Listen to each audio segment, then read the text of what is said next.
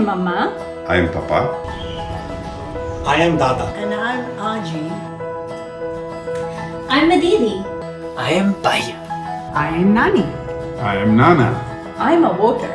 I'm a voter too. I'm a voter. And I'm a voter too. And I'm a voter. I am a voter. I am a voter too. And I am a voter too. Be a voter. Vote Democrat. Paid for by Desi Blue. DesiBlue.org. Not authorized by any candidate or candidates committee. TTA ఆధ్వర్యంలో బతుకమ్మ మరియు దసరా సంబరాలు October 1 నుంచి 8 వరకు అగ్రరాజ్యంలో పూల పండుగ. October 1న New Jersey, New York, Seattle, Indianapolis, Detroit, Bay Area, Los Angeles, బోస్టన్లో. అక్టోబర్ 2న హ్యూస్టన్, చార్లెట్, కాన్సస్, డాలస్లో. అక్టోబర్ 8న గ్రేటర్ ఫిలడెల్ఫియా మరియు అట్లాంటాలో అంబరాన్ని అంటనున్న టీటీఏ బతుకమ్మ దసరా సంబరాలు.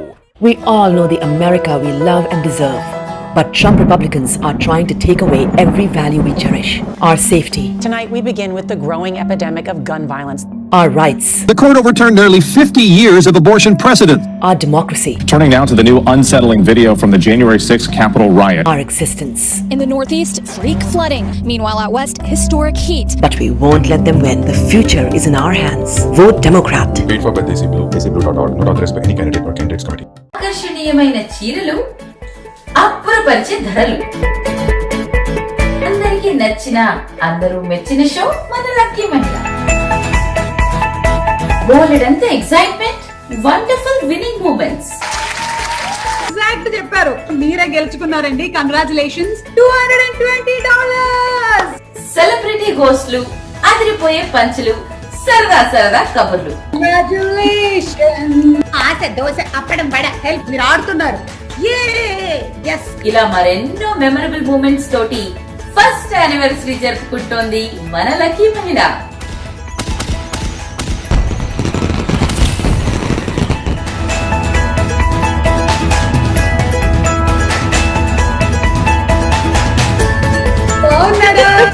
Watch it live only on TV Asia Telugu.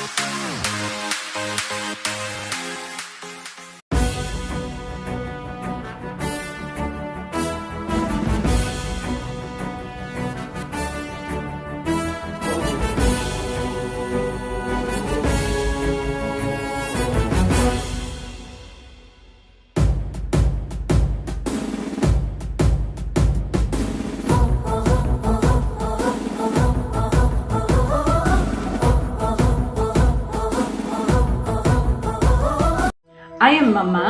I am Papa. I am Dada. And I'm Aji. I'm Aditi. I am Bhaiya.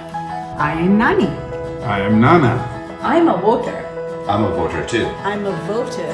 And I'm a voter too. And I'm a voter. I am a voter. I am a voter too. And I am a voter too.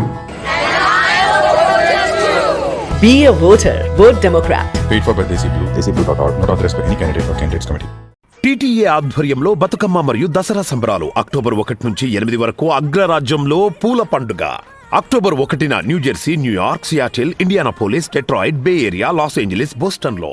October 2న Houston, Charlotte, Kansas, డాలస్లో. October 8న Greater Philadelphia మరియు అట్లాంటాలో అంబరాన్ని అంటనున్న TTA Bathukamma Dasara సంబరాలు. We all know the America we love and deserve. But Trump Republicans are trying to take away every value we cherish. Our safety. Tonight we begin with the growing epidemic of gun violence. our rights, The court overturned nearly 50 years of abortion precedent. our democracy, Turning now to the new unsettling video from the January 6th Capitol riot. our existence. In the Northeast, freak flooding. Meanwhile, out west, historic heat. But we won't let them win. The future is in our hands. Vote Democrat. Wait for Desi Blue, desiblue.org. Not authorized by any candidate or candidates committee. ఆకర్షణీయమైన చీరలు, అప్పురపరిచే ధరలు. అందరికీ నచ్చిన, అందరూ మెచ్చిన show మన lucky మహిళ. బోలెడంత excitement, wonderful winning moments. Exact చెప్పారు. మీరే గెలుచుకున్నారండి. కంగ్రాచులేషన్స్. $220. సెలబ్రిటీ హోస్టులు, అదిరిపోయే పంచులు, సరదా సరదా కబుర్లు. ఆశ దోశ అప్పడం వడ హెల్ప్ మీరు ఆడుతున్నారు. ఇలా మరెన్నో మెమరబుల్ మూమెంట్స్ తోటి ఫస్ట్ యానివర్సరీ జరుపుకుంటోంది మన లక్కీ మహిళ.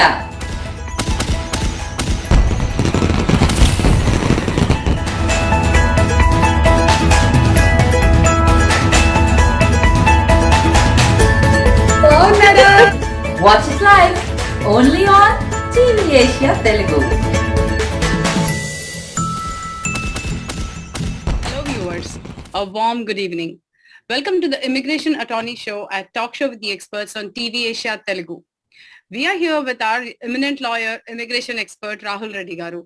He's a partner in Reddy & Newman law firm based out of Houston, Texas. A hearty welcome, Andy. Thanks for inviting Sita Garu. Thank you. And special thanks to our show sponsors, movers.com, your one-stop solution for moving needs. You can watch TV Asia Telugu on Yup TV, YouTube, Dish, Sling, World TV. So Rahul Garu, let's just jump onto the really hot topic we have today. So there are a lot of times that I've seen that in earlier months the dates do not move, and later in January to April they keep moving. But what is the cause of worry for you at this time, for Indians especially, because the November visa bulletin, the final action dates haven't moved much? Sita Garu, see, I've already always explained to all of our audiences that out of the total amount of green cards, though, no country can take more than 7%. That means that Indians will be only allocated 7%. When do we get more is, for example, there's a buffet of food, okay? There are 140 people invited, okay? Indians, 7%. That means approximately 7% of 140,000 is approximately 140 is about 10 people will be invited. Then they will see if there is nobody else that is coming there, okay? And there is nobody else is coming there, then more Indians will be allowed into the buffet.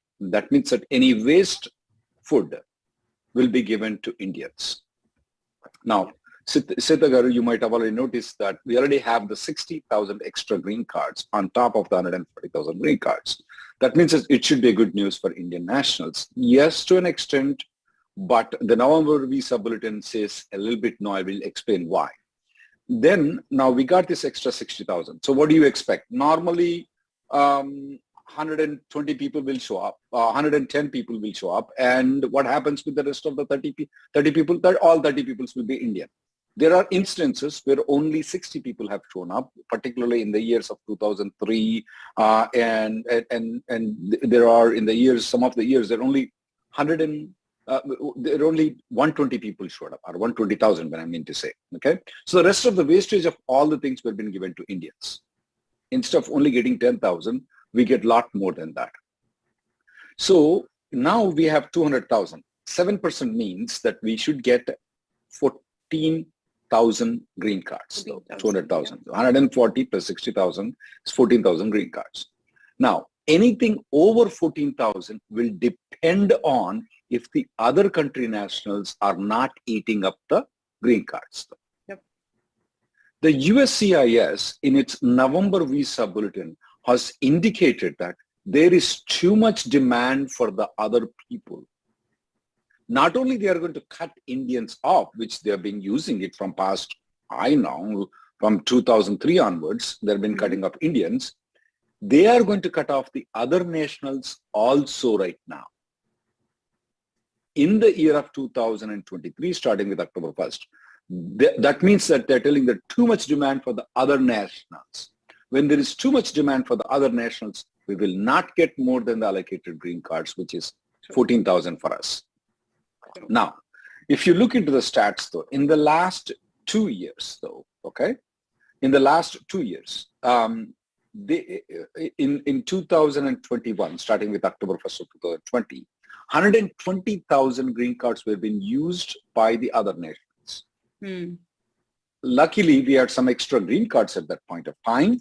So Indians got 74,000 green cards because there were no other country nationals using up the entire green cards. The Indians got 74,000 green cards. This is in 2021.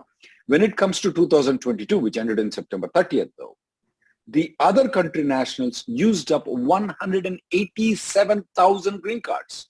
Wow. And they never put a stop to them saying that you guys, anybody who is not born in India, okay, to some extent Chinese, please come over and eat the buffet, okay? But there were nobody there to come in. There were still 187,000, okay? Since there is a leftover of we had extra, a lot more extra green cards last year. So that extra green cards, we had 140,000 extra green cards. So they gave Indian nationals 93,000 green cards last year. This year, they are telling that there'll be a lot of demand for the other nations. They're going to cut other nations off. That means that there will be a demand of almost 200,000 green cards for the even 190,000 green cards for the other nations. That means that Indians can only get 14,000. We cannot get more than 14,000. Now, here is another stats that they have released in September of 2022. They said that we have approximately 35,000 EB2 pending, which were not adjudicated in the year of 2022. And we have 25,000 in the EB3 that were pending, that were not been adjudicated. So we have how much? Approximately around 60,000 green cards are already there right now that are waiting for the green card application. Now, there is also EB1 category, which is current right now, but the way the pace is going, Nitya, another, not a good thing or a good thing, it's up to you guys to judge it. But once the Biden administration has come in, they made the EB1 more easier to get approvals as compared to when Trump administration was. So the demand for EB1 is very high. There may not be much spillovers into the EB2. There may not be, there's never been a spillovers into EB3. So there may not be much spillovers to EB2. So out of the, normally we get 2,800 green cards available for us because of the 7% of the 40,000. So there is approximately around 15 to 20,000 extra green cards we have. So we probably will get around maybe a 500 or 600 more. So approximately 3,200 to 3,300 green cards are available. If that's the case though, just to clean up the EB2 that is already in there right now, it may take approximately anywhere between 5 to 7 years though. Wow. So yeah, 5 to 7 years for the applicants who are already there right now. Unless there is any pandemic or there is any change in the law, this is the bad news, very, very bad news for India. As everybody knows that there is a discrimination on only Indians and to some extent to Chinese nationals. We are trying to pass a lot of legislation which could come at any point of time. Everybody need to be alert after this November elections. We may have a lame duck session, that's what we call it. After the election is over, the parliamentarians, old parliamentarians are still there. And also, I want all the people to keep writing the letters to stop counting the family members, Sitagaru. If they stop counting the family members, Sitagaru, we will have 280,000 or 300,000 every year. So this backlog will be cleared in the next 3 to 4 years. For Indian nationals, it will be cleared. For every nation, it will be cleared, though. But unless some drastic action happens, the USC, the Department of State has clearly indicated right now, this year, the rest of the world will be filled up. So Indian nationals might only get 14,000 green cards in the entire EB1, EB2, and EB3 category. We may get a little bit more in the EB1 category though, but when it comes to EB2 and EB3, we are not expecting it to get a lot of green cards though. So the inventory that we have is 60,000, might take 5 to 10 years to clean up. That's very, 7 very years, I would sad. say. Got the Yeah. concern. That is very sad. So for the people who are waiting for the green cards, though, it may take a long time for them, for their priority date to become current. It's a much longer wait where it's just Right. that progress go back to 2012. It's because the other countries are using it. They got alert. Oh man, we didn't know that green card is so easier. So they probably are more educated on those things and getting into more into those things. That's very sad. Now, I mean, it's definitely concerning, like what you had just explained, I'm sure. Is there anything that we have to do, like online? I strongly recommend people to approach the Congress, to the administration, to stop counting the family members. There is two things, Andy. One is the Congress, which Parliament is called Congress here. It's very tough to get anything done in the Parliament right now, or the Congress. The administration is favorable to us right now, definitely, not unlike before where they used to think that immigrants are undesirable people. This administration doesn't feel that. We don't get the H-1B denials as much as we used to. We don't get the short-term H-1B approvals. Our EADs nowadays are getting approved by 2 years for adjustment of status EAD. They have automatically extended the H-4 EAD by 540 days, adjustment of status by 540 days if you file an extension. There are a lot of favorable things. What is in the administration has come up. They have used up the 280,000 green cards last year. I mean, we have to say thanks to them that they have used up all 280,000 green cards. Otherwise, we would have a lot more backlog than what I explained to you right now. Now, all they need to do is simply not count the family members. When we file a H-1B, do they count the H-4 people? No, they don't count the H-4 people. They don't only count the H-1B people. Why are they counting the green cards? The beneficiaries, though. They shouldn't be counting the beneficiaries. If they start counting the beneficiaries, we are going to get 300,000 green cards every year. The things will be. And we at TV Asia wants to promote this activity, and we have given a link at the video at the bottom. We expect everybody to write the letter to the administration, and it's a little bit harder task than achieving the 280,000 green cards given last year.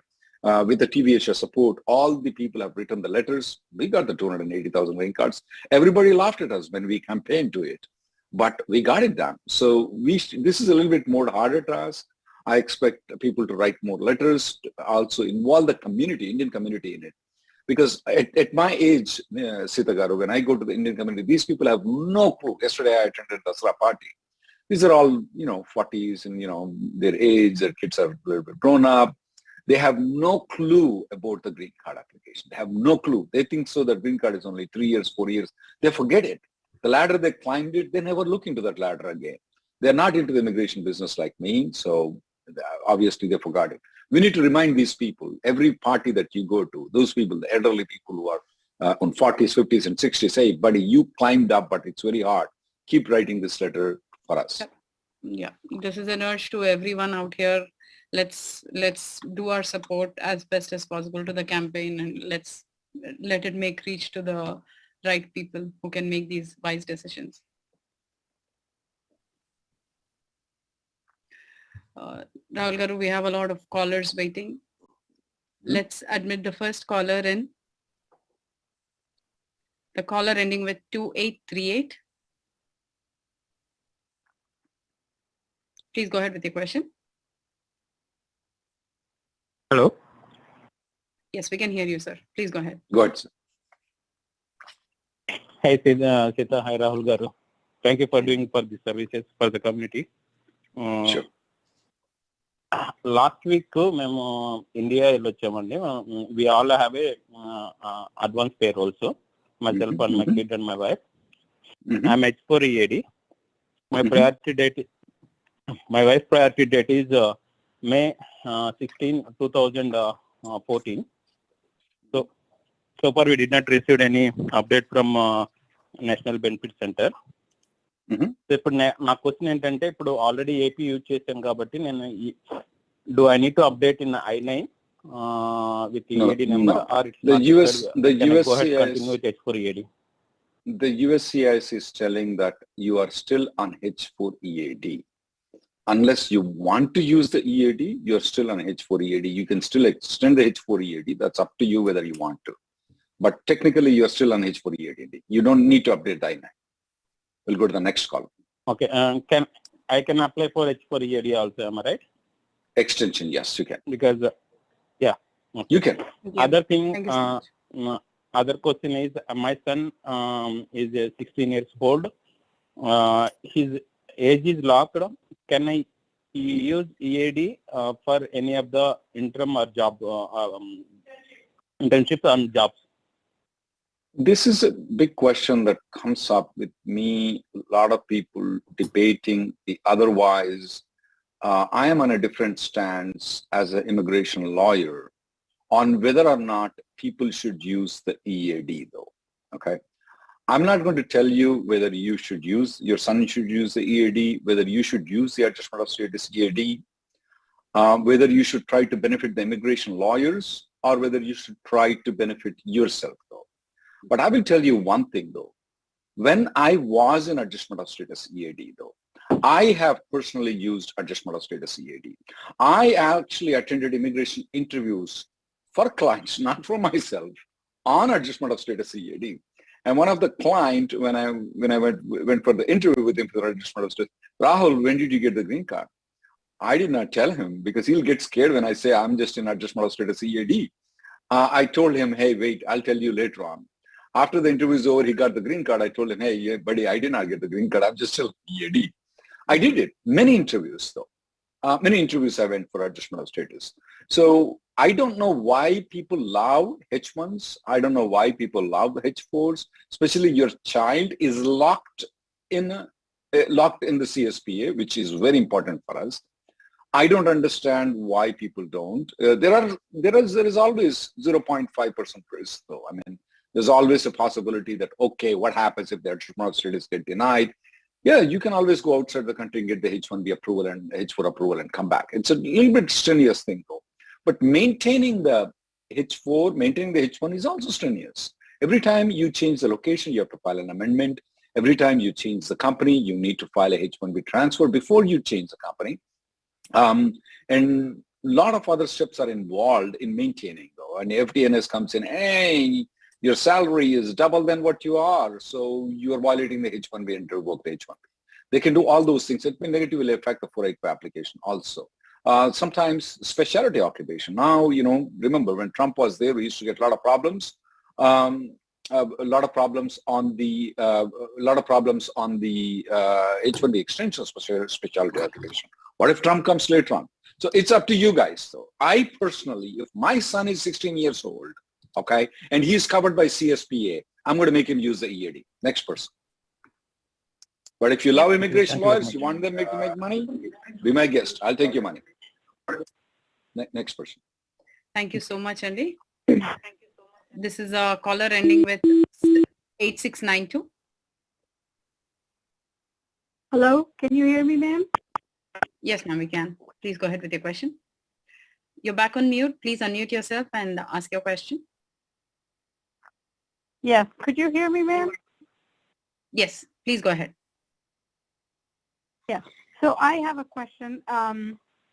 My priority date is May 2010, and I applied for, my I-140 is approved under EB3, and my 485 was filed on October 1st, 2021, and now I am in the middle of changing jobs from employer A to employer B.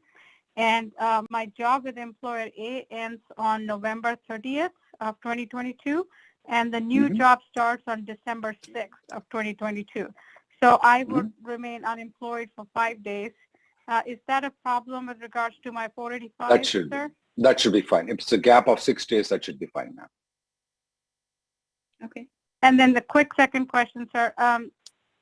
So the employer B is, I was on H1B on, during my employment with employer A, and then employer B is doing the H1B transfer, which is going to come through in next week or so. So I was planning to go to India middle of November after the H1B will already come through for the next employer.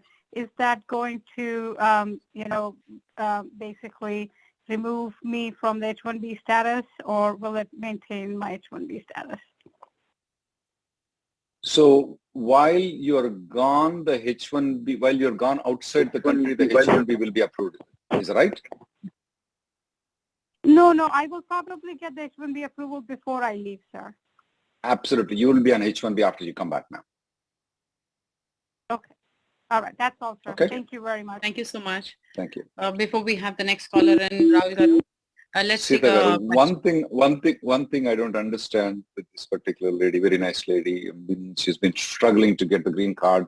May 2010, probably it's after May 1st of 2010. She's been waiting for decades. I don't know why she still loves the H-1B. I can't understand it. I don't know where these people get the immigration lawyers. They themselves use the EAD and tell the other people. And why do people need H-1B? I don't get it. But anyway, well, I think so they're making down payment for my mansion that I have at the back. That's just a fake, guys. Good luck with it. Yeah. Thank you so much for that advice, Andy. Rahul Garu will take a question here. The question is about priority date is, this is from Mahakal. The priority date is Jan 13 under EB2. I-485 filed on May 5th with employer B. I-485J fee waiver notice is received on June 15th. Combo card received on August 2022. Employer A want contract renegotiation not acceptable to me. So, he said, Mahakal, he filed in May of 2022, is that right? Yep. That's 6 months, that is June, July, August, September, October, November. Damn. He has to give up on the thing, though, what is not acceptable. He may want to discuss with an immigration lawyer in combination with a contracts lawyer to see, because at this point of time, at this juncture, if they pull out the I-140 application, though, the whole application might fall down. And remember, Sita Garu, what I told you is that it may take a long time for us to get the priority date again for January of 2013. I don't want this guy to go through the torture with us to maintain the H-1B for such a long period of time. So for that reason, I would rather want him to observe some of the torture from the employer, because it's only until November. After that, you have a lot of different ways to get rid of your employer, which you can discuss with an immigration lawyer. So he should try to do that. Got it. And I hope you got your answer here, Mahakal. Let's admit the next caller here, Rahul Garu.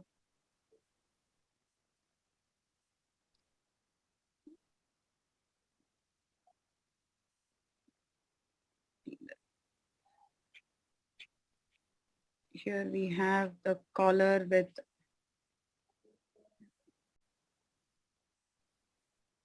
(0716). Hi, this is the caller ending with 0716. Yes. Please go ahead with your question. We can hear you. Okay. Hi, Sita Garu. Hi, Rahul Garu. I have a question. It's like my priority date is July 2013, and I'm the primary. I got the green card in August 2022, but my wife, she didn't get the green card. She got a query in September with the birth certificate, but we have replied to the birth certificate query, which reached USCIS in September 30, 2022. So what is the situation right now? Like, because the dates got retrogressed, and we are not current right now. It's we need to proceed like wait. Sorry. So I know the priority date is not current for you, though. Okay. So let me explain you. For those people whose main applicant got the green card, the dependent did not get the green card. In fact, I made a video 3 weeks ago only on that topic only, because we see a lot of people like you. And there are a couple of first question that what is your wife's non-immigrant status? Right now she is using the EAD. Okay. What you could do is, what I would suggest that you do is that you file an I-130 with a counsel processing. Okay.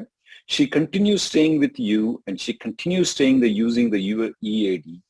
She continues using the advance parole, okay? And it takes approximately around 2 years for her to get the green card in consular processing, though, okay? So if by any chance 2013 becomes current, the I-130 does not do any harm to her. It may not benefit, it may benefit, okay?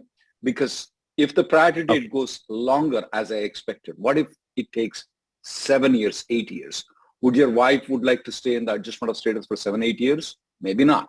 You may want to file an F2A green card and get her to India for an interview. She just has to go for interview and come back. She gets a green card. And she can stay here in the United States. She can use the EAD. She can use the advance parole. She can continue working here. She just needs to take a trip. But that trip will happen 2 years from now. That's called F2A. And fortunately, F2A is current 95% of the time for Indian nationals also, okay? You may want to consider filing an I-130. Okay.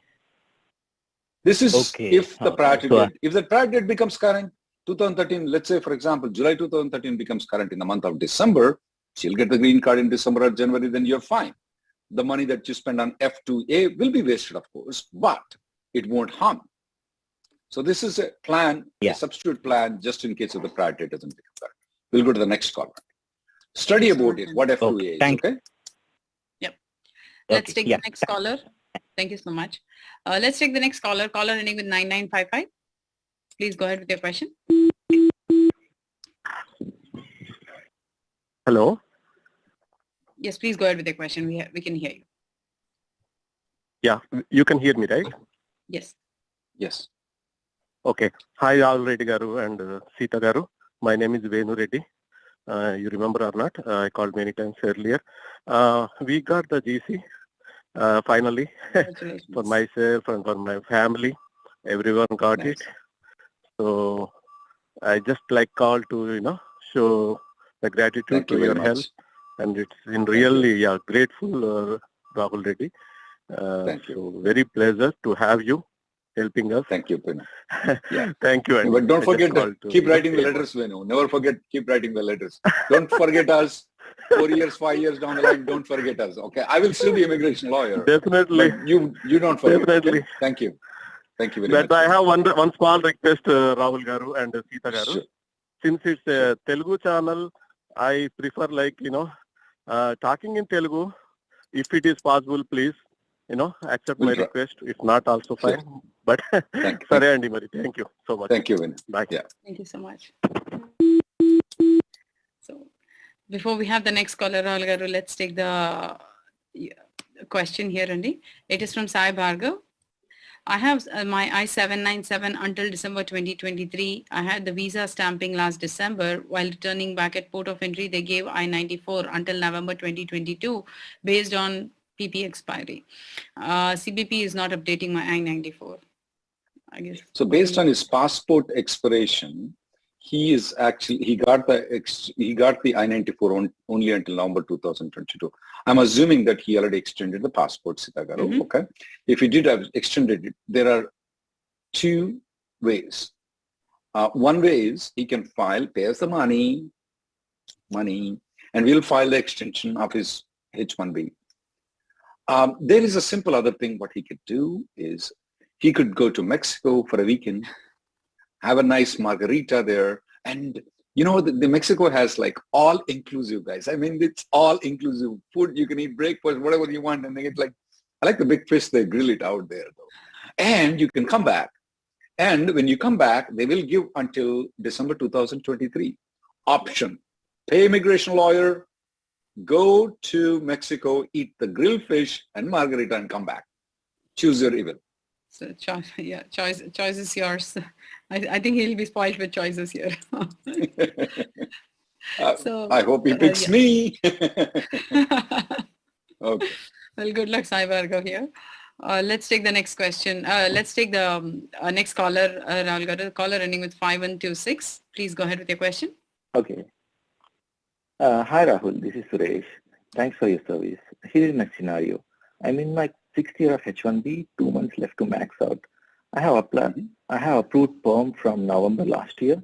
They filed I-140 in April within 6 months of perm approval. But I-140 application is rejected. It's not denied because of the improper filing. It seems they missed to refile that I-140.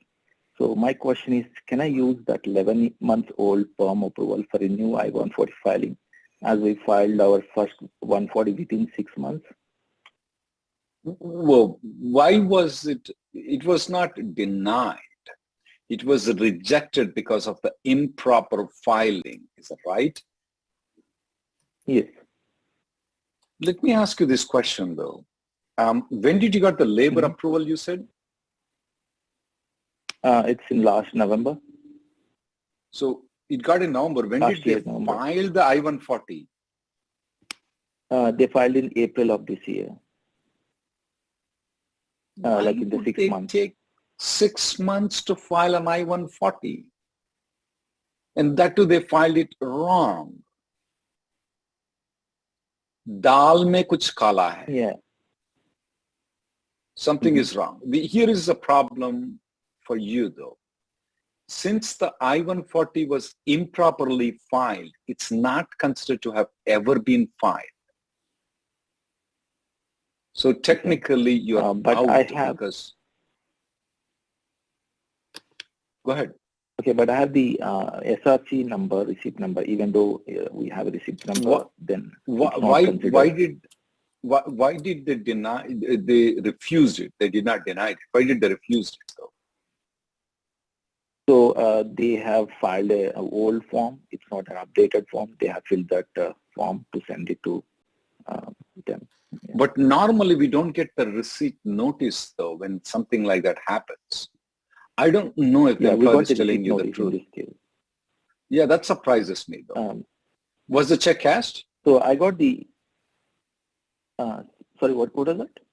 Was the check cashed? No, it's not cashed. Okay, you may want to consult the lawyer because it'll be a little bit puzzling for me how you got a receipt notice. Now, receipt notice is different than rejection. It's a rejection notice. I got the rejection notice, not the... Well, you've been telling me, you're telling me you got a receipt notice, it's a rejection notice. Technically, that means it's not been filed at all. So you are not eligible for the 1-year extension or the 3-year extension, unfortunately. The labor certification expires in 6 months, 180 days, sorry. If any labor I-140 has been properly, when we say filed, it means properly filed, though, okay? When an I-140 has been filed, that means properly filed. Even if it's been withdrawn, even if it's been denied, okay, you are fine.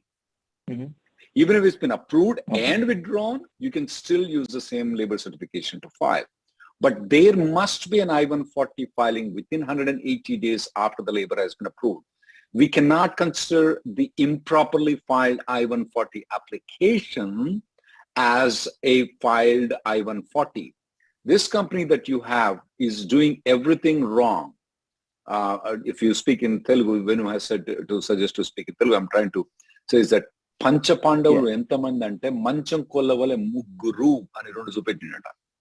That's how bad this guy is. He filed very close to 180 days. Use the wrong form to file I-140. Dal mein kuch kala hai. This employer is not genuine for you. But there are other defensive methods you need to consult a lawyer. It's going to be a long story, okay? We'll go to the next caller. Okay. So you say there are alternative methods to do this? There are, but it's going to be complicated. You'll have to consult a lawyer, okay? We'll go to the next caller. Okay, Good sure. luck. Sure, thank you. Good luck. Let's take the next caller in. Caller ending Sita garu, with before we go to the next caller, this employer is not a good employer. He intentionally delayed it until 6 months. And then I don't know how good that guy is to file I-140. They use a lawyer, they file by themselves, something. Dal mein khala hai us employer. Yeah, I wish there are some ways to get out of it, and I hope he gets the expert advice, Andy, like you were suggesting. Let's take the next caller here. Caller ending with 6803. Please go ahead with your question. Hi, Rahul garu. Hi, Hi. Sita garu. Please go ahead with the question. Thank you for taking my call. Thank you. Yeah. So I want to use my EAD. Okay. But I still have 2 years of H1B, but I want to get out of it. So want to understand between EB2 and EB3, both I have the files, EADs. separate files, and EAD I got for EB2, and for under EB3 I got AP plus EAD. So which one should I pick? Well, you can pick EB2 though, but this answer is, please take it very. The people who are in EB3 EAD also don't take it very seriously. This one. They are sometimes administratively closing the EB3 file, clubbing the both EB3 and EB2 files though. So you can use the EB2 EAD. Okay. Okay. But if somebody has but used the EB3 okay, sorry. EAD, they are not in danger, guys. Even though they administratively close the file, you can consult a lawyer, but they're not in danger that, hey, why did you use on a closed EAD file? They're not in danger. But for you, just use the EB2 EAD. Okay, and if I travel, I have to pick the AP from EB3. You can, absolutely. You can. It's not going to harm you anything anyway. Okay? Okay. So, okay, fine. One more thing, like since I maintain both EB2 and EB3, both lanes, why my file will be closed? I'll be blocked from one lane, right? Yeah, good question though. Good question. This has only been done recently though. Starting in September last week and in the month of September second week or third week, when we got this September 6th notification saying that the visa numbers are no longer available, they are administratively closing. But the way I'm feeling about is that they're clubbing both the files together. Okay, instead of two separate files, they're clubbing both the files together and administratively closing one of the files. Some of the people, they can appeal, they can do the motion to reconsider this decision, and they can open the EB3 file though. If people start do motion to reconsider and start challenging the USCIS, why are you closing my EB3 file when I have paid the money? They may stop doing it. They may stop doing it. And you have an authority to file a motion to reopen if the EB3 gets administratively closed. You can. But as of now, all clients are, oh, that's fine. Let me use this one. But yeah, you can challenge the decision. Hey, why are you closing it? I should be in both lanes. Now, when they're clubbing the files, though, they are not telling that you are not in both lines. You can still use any of those lines, though. The reason why you filed at that point of time the EB2, of course, a lot of people said that if you file EB2, they will not accept and all those things. That's not true. They got a lot of people who filed in 2 applications already got their EB2 green card approved too. We already know that. Now, at the time, why you did was that you want to get into this quota and get the green card approval. Now your priority date is mostly backlogged, I'm assuming though. Since it's backlogged, why do you need to maintain the 2 files as a general phrase? But you're right. You can challenge their decision. They will back off if you do the motion to reconsider. That's your answer. We'll go to the next one. Okay. One last question, sorry. If I use EAD, right? So what is the process? I'm hearing a lot of things like I-9 update, and should I move to EAD only after I travel to India and come back, or just like that I can switch from H1B to EAD? Just like that, you can switch from H1B to EAD. The company can withdraw the H1B if they want to. That's unnecessary burden on them and you if they want to. Yeah, they can. We'll go to the next caller. Thank you. Thank Next you, case. and thank you, Rahul. Thank you so much, Andy. Yeah. So Rahul Garu, let's take a question here, Andy. It is from Shrikant. Question is, I received my GC. My middle name is initiated. It looks like it only has an initial. Should have been Shrikant Babu Gyara. Instead, it reads Shrikant B Gyara. Will this be an issue while traveling? Absolutely not. Will not be any problem, none at all. Hey, right now they're doing biometrics. Recently, I went to Mexico City, actually, and not Mexico, Mexico City in Mexico. And when I came back, Nitya Garu, the guy did not even look into my passport. He did not look into it. Welcome, Mr. Rahul Reddy, come in. And like, what the heck is he speaking? He did not even look into my passport. They have it, everything. So they are detecting Srikanth B. They are detecting who you are. If you are not Srikanth, you're trying to come in, they'll put you in jail and they should put you in jail. But if you are Srikanth B and whatever and G, you're fine. Absolutely not a problem. Middle name will not cause any problem whatsoever at all. If the biometrics fail, you are in trouble. Okay, I think that's the concern then. But that's good to know, Andy. Let's take the next caller here, Rahul Garu. It is from caller ending with 8509. Please go ahead with your question.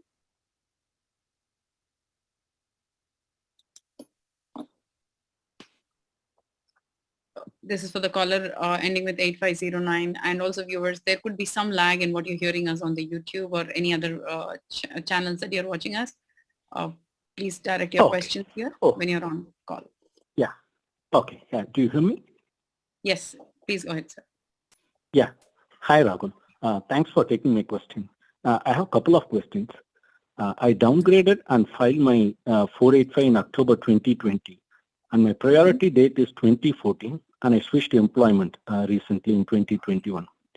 Now I got RFE for my medicals and long form birth certificate. I actually already submitted my birth certificate when I filed the 485. My birth certificate was in English language and has the name, but with initials instead of first name and last name. Yeah, it's like my name is Raj. Which state is yours? Tamil Nadu, Chennai. Can you explain what's there in the birth certificate, though, the birth name? The birth name is Raj, and the initial is Yam, like Raj Yam, which is like Mohan. So it's not like fully abbreviated, so it's initials. So should I provide any other additional document to prove that it's all the same? I mean, whatever with the initial and the first name, last name is the same. Should I provide any additional document? Yeah. Do you have a pen? Yes. I want you to provide 2 affidavits from your parents or your cousins. Okay. And if you want the affidavit format, it's there on rnlawgroup.com birth affidavit. Other than that, do you have Aadhaar card? Okay. Yes. Yeah, I have. Oh, nice. Well, then keep on writing whatever cards that you have, provide it to them. Keep on writing. I'll go a little bit faster now. Okay. PAN card, ration card, election card, Aadhaar card, PAN card, election card, ration card. Okay. Other than that, if you have school certificates that have the date on it, though, okay, even if it's abbreviated form, even if it's Raj M, please provide them because they need to understand it's the same. So please provide those things also and respond to the RFP. That's better. So Aadhaar card, PAN card, ration card, election card, and any of the school certificates. Yeah.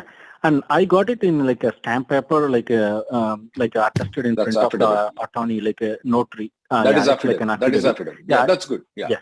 But provide the rest of the things too. Okay, got it. What I discussed. Okay. Okay. And will there be any risk since I gave up my H1B and I moved to EAD already? Will this RFE have any risk on it, or like? If you provide what you have provided, what I've said, especially you said you have Aadhaar card. Yes. Very unlikely. It's the same chance that I will meet with a car accident today when I drive to groceries to buy an HEB. Okay? Okay. My second question is, I switched to new employer and the new employer is willing to file me an EB2 I-140. So if my date become current, is it good like if I have the EB2 I-140 with the current employer? So that later time it becomes current. Yeah, it's always good to have both options because you never know which one will be useful. Is right? Sometimes this will be useful, sometimes that will be useful. You never know which one will be useful. So yeah, I would have. Should I go back to H1B? No, that's a good question that you asked. Absolutely not required. Absolutely not required. Got it. Yeah. Okay. Thank you very much. Yeah. I hope your questions are and answered. If suppose like sorry. So that later time it becomes current. Hello. We'll go to the next person. Yes, go ahead, sir. Hello, sir. Thank you for taking my call. My question is regarding CSPA. So actually, from the same company, I got my I-140 approved for EB3 first in 2013. Okay, 2013. My priority date is, my priority date is November 2012. Keep going. Yeah, so I have a EB3 140 approved in 2013 and also EB2 approved in 2019. First, I filed my I-485 in October 2020. My interview and my family's interview has been done in October 2021. And then I was like, fast. Okay, wait.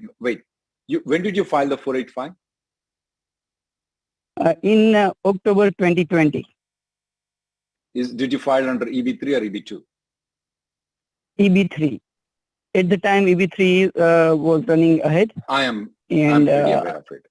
I'm pretty aware of it. Right. So, okay, and then interview has been conducted when?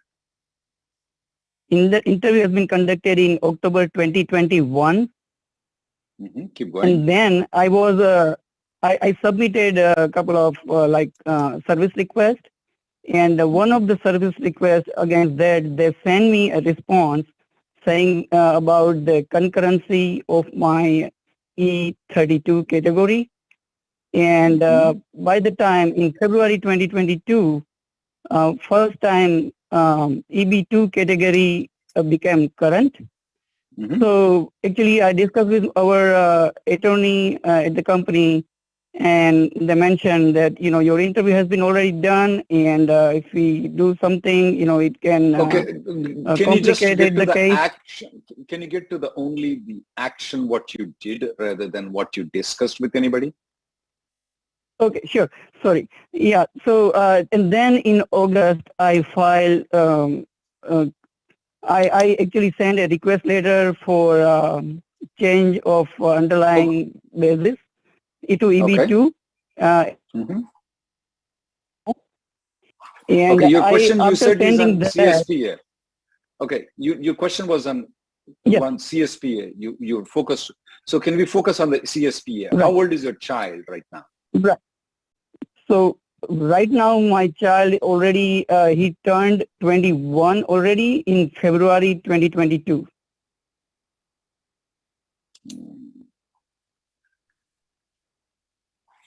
But you filed the underlying transfer, but by February 2022, the final action date on EB3 were current. Yes, they were current. Final action date. I would request at this point of time, it's a little bit too much for me to jot it down right now. I would request to consult a lawyer privately, because it's very hard, because I need all the dates. I need to look into the priority dates to make sure that your child is locked into that. Okay. This may not be the right forum for us, because if it's a 1-line, 2-line answer, not making notes, not remembering 15, 20 dates though, it'll be tough for me to do that thing. Okay.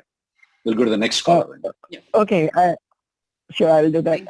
By the way, EB3 category was current first time in July 2021.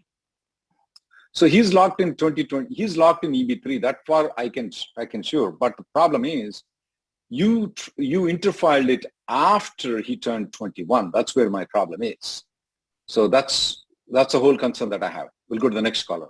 Let's let's take the next caller here, Randy. Right. Thank you. Let's take the next. There is a question here. Thank you. Question is, thank you so much, and hope you can consult a lawyer like Rahul Garu was suggested. Let's take the question here, Rahul Garu. It says we got. It's from Ashish. Question is, we got GC last year November with 10-year validity. My daughter turned 14 this year, July. Do I need to file extension for her, or can wait for citizenship and not extend GC? Since it's if the GC for the child is valid for 10 years, then they don't need to do anything. Sometimes the GC validity will only come until the age turns 14. The reason why I want to point out to other people is that they're exempt from the 485 biometrics though.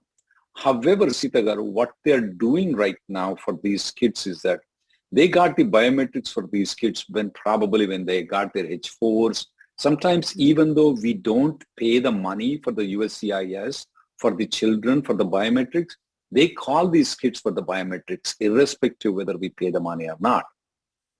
And then they do the biometrics. You may ask a question, Rahul, why don't you pay the money of $85? Why are you so stingy?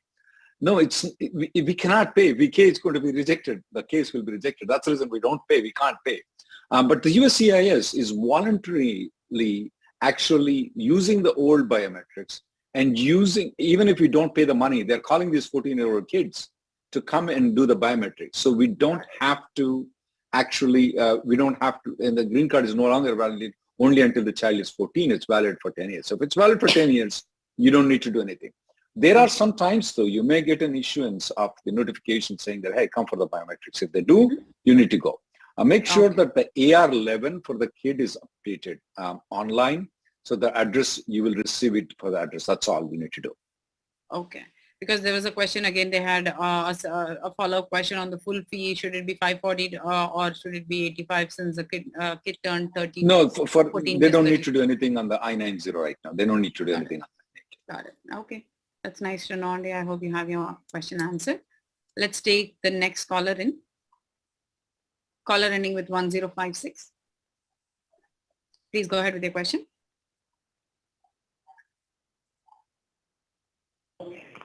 Hello. Yes, sir. Please go ahead. Hi, you're able to hear me?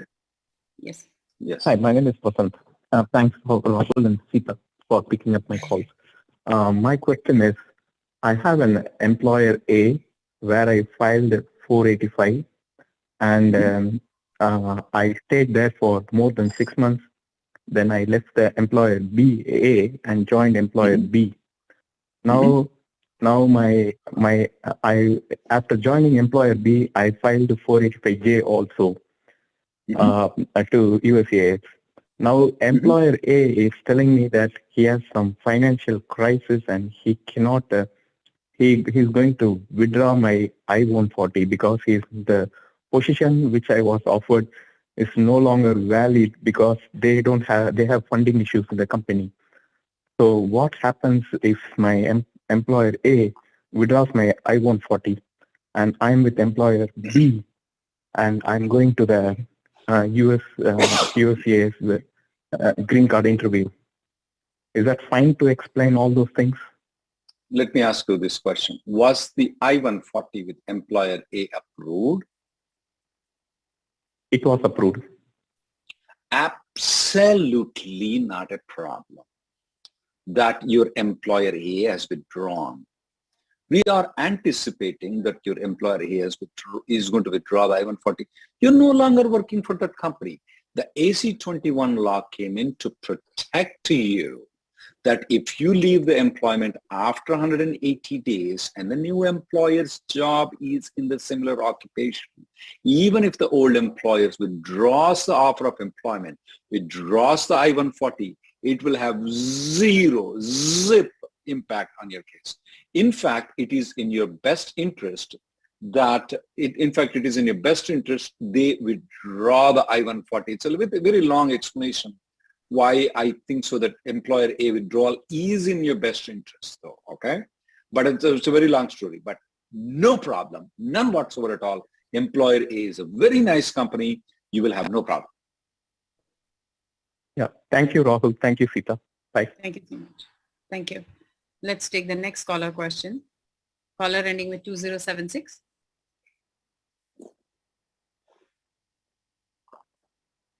This is for the caller ending with 2076. Yeah, please go ahead with the question.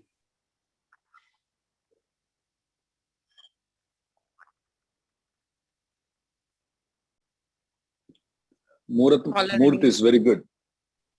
You can speak, sir. Yeah. Okay. We can hear you. Go ahead. Hello, sir. Hello, ma'am. This is Ramesh here. Yes, Ramesh.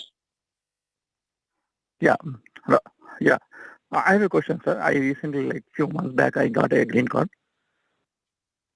Congratulations. And it's been like, yeah. Yeah, it's been like 3 months. So I'm Okay. trying to move. You're trying to move what? Yeah, I'm trying to move out of my company. current company. And Yes. that guy is giving me a hard time, saying that you need to stay 6 months. I say, USCIS, I attended a couple of webinars before yours, and you clearly told that there is no rule you have to stay for 6 months, right? So Absolutely not saying, there. I want to show Yeah, you but something. that I guy can't is show it on the TV. I want to show you. I wanted you to show your employer something by this watched by some kids and other people. I don't want to show it. Okay, show that to your employer. Nothing can be done. Yeah, Okay. I have actually even the previous the one of the video. Yeah, I can pull that up and I can show him. But the thing is, like, I'm here in US from last 15 years, and if he really like wanted to threaten someone like the guy who is just coming to US, right? But still he's threatening like I can sometimes USCIS calls, and if they ask if I can tell them that you're no longer working and your green card will be tossed. First thing. The other thing is even they You're no longer don't working, call. of course. Yeah. Even if you don't call, he'll going to write it. Write it. Tell him to prove it. Yeah, Let me he tell you said one. even Let if me they tell. don't call, I'm gonna notify them saying that you are no longer working with us. That's fine. Let him notify. Remember, we were discussing about another guy before, where the company is a very nice company, not like your bad company. Remember, and they want to withdraw the I-140 because of some financial issues, which I said was in the best interest of the company and also best interest of that particular gentleman. He can leave before he got the green card. You already got the green card, buddy. No problem for him. No problem for you at all. Absolutely not. For more than 6 months. So there is no provision to file. There is no 6 months rule after you get the green card. It's only before you get the green card. Remember the first guy, Makal guy, what he was telling is that the employer wants to renegotiate the contract within 6 months after filing 485. So no, go with that guy. Sacrifice. Otherwise, you will deal with me. You will not deal with me no matter what. Let me explain one other thing. Your employer house is made of glass. Your house is made of completely concrete, no glass inside, no glass anywhere. I don't know how the civil engineer designed that thing, but they did it. No glass anywhere. So now, if employer throws stones at you, nothing is going to happen to you. You throw a stone at his glass, he's going to break down. You want to complain to the USCIS, this guy is threatening me, this guy is doing this thing, and there will be action. There is a good chance that his notation will go there and will take an action. As far as you are concerned, you already stayed there until you got the green card. You absolutely will not have. You are a concrete building with no glass anywhere in the building. I don't know how they designed it, but in immigration that's possible, and you have no problem whatsoever. And show even the thing what I tell the people to show. They can tell what they want to. You know, I can tell I'm a billionaire, I have more money than Elon Musk, okay? Well, that doesn't mean anything, right? So they can tell what they want. Yeah. But they can't do any action. Yeah. Okay? As per my offer letter, I gave a 2 weeks notice. So, but he's saying that you forward the email to vendor you got the message. You got the message what to show your employer. Next person. Yes. Don't say the word in this TV, please. Thanks, Rahul. Yeah, thanks, man. Okay. So let's take a YouTube question here, Andy. It's from Dave. I'm using my GC EAD for a second job and my primary employer doesn't know it. I changed location recently and my employer wants to file H-1B amendment. What can I say to my employer now? This question comes in very frequently, Sita Garu. This question comes very frequently to us. There are some creative solutions. I cannot, just like the way I can't tell the word for that guy, he doesn't have to contact me though. But yeah, there are some creative ways that he can contact a lawyer where, Pamu savale katte iru gunta, he can manage it. Okay? But he needs to speak with the lawyer privately rather than public. Got it. I think that's your answer, Dev. So let's take the next caller here, Rahul Garu. Let's admit the next caller. Caller ending with 9012.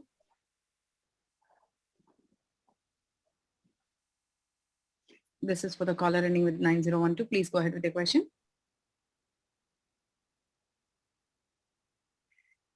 Hi, my name is Ram. Are you able to hear me? Yes, please. Yes, Ram.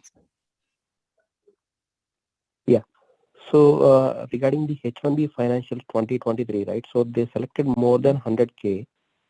So what if 85,000 mark is met and let's say 100K people are submitted the application? So what happens to the remaining 15K? They already have an estimate how many people will not submit. They already have an estimate how many cases will be denied. They will approve everybody.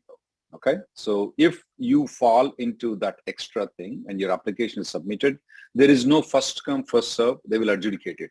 When you look into the H1B approval, when they say 65,000 plus 20,000 words, 85,000 is right.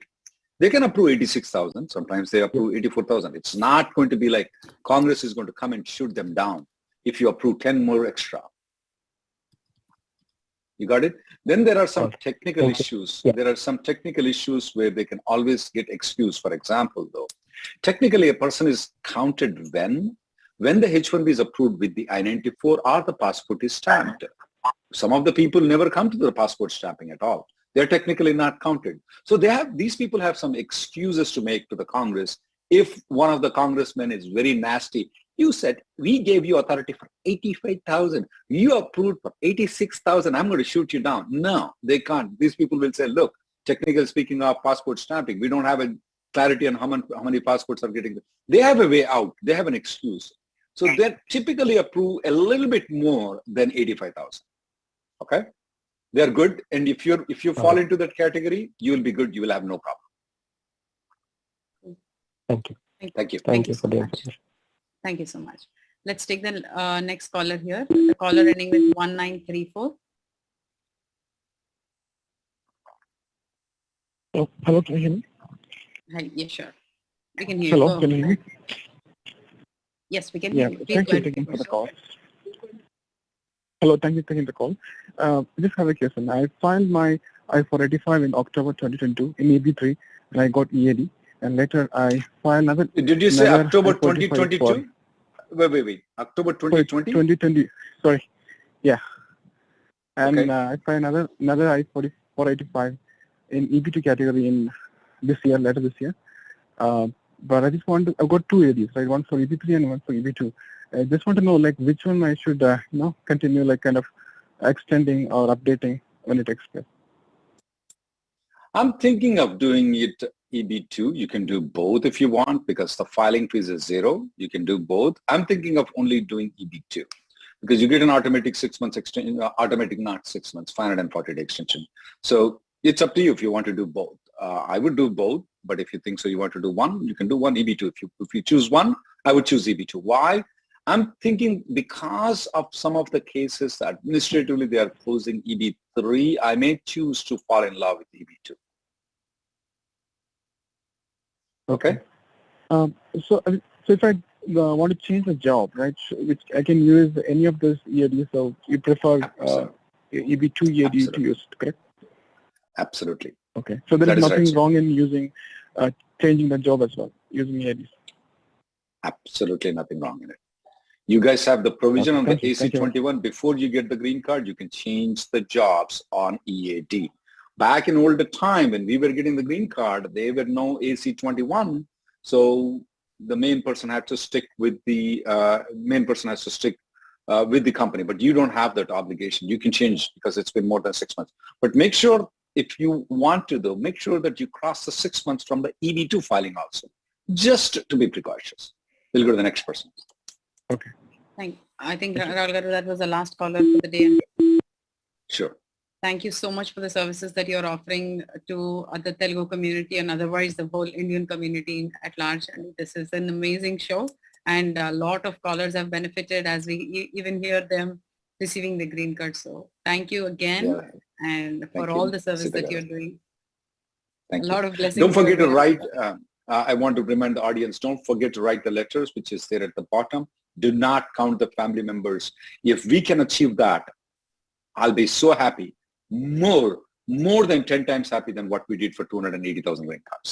Thank you very much.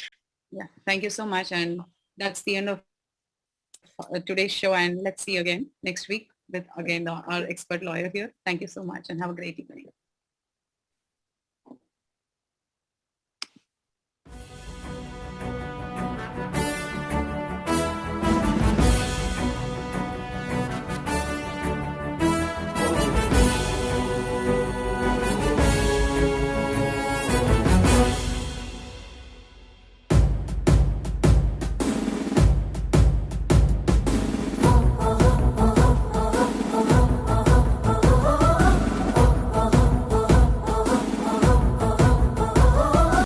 I am Mama. I am Papa. I am Dada. And I'm Aji. I'm Aditi. I am Bhaiya. I am Nani. I am Nana. I'm a voter. I'm a voter too. I'm a voter. And I'm a voter too. And I'm a voter. I am a voter. I am a voter too. And I am a voter too. Be a voter. Vote Democrat. Paid for by Desi Blue, DesiBlue.org. Not authorized by any candidate or candidates committee. TTA ఆధ్వర్యంలో బతుకమ్మ మరియు దసరా సంబరాలు October 1 నుంచి 8 వరకు అగ్రరాజ్యంలో పూల పండుగ. October 1న New Jersey, New York, Seattle, Indianapolis, Detroit, Bay Area, Los Angeles, బోస్టన్లో. అక్టోబర్ 2న హ్యూస్టన్, చార్లెట్, కాన్సస్, డాలస్లో. అక్టోబర్ 8న గ్రేటర్ ఫిలడెల్ఫియా మరియు అట్లాంటాలో అంబరాన్ని అంటనున్న టీటీఏ బతుకమ్మ దసరా సంబరాలు. We all know the America we love and deserve. But Trump Republicans are trying to take away every value we cherish. Our safety. Tonight, we begin with the growing epidemic of gun violence. Our rights. The court overturned nearly 50 years of abortion precedent. Our democracy. Turning now to the new unsettling video from the January 6th Capitol riot. Our existence. In the Northeast, freak flooding. Meanwhile, out west, historic heat. But we won't let them win. The future is in our hands. Vote Democrat. Paid for by Desi Blue, DesiBlue.org. Not authorized by any candidate or candidates committee. ఆకర్షణీయమైన చీరలు, అప్పురపరిచే ధరలు. అందరికీ నచ్చిన, అందరూ మెచ్చిన show మన lucky మహిళ. బోలెడంత excitement, wonderful winning moments. Exact చెప్పారు, మీరే గెలుచుకున్నారండి.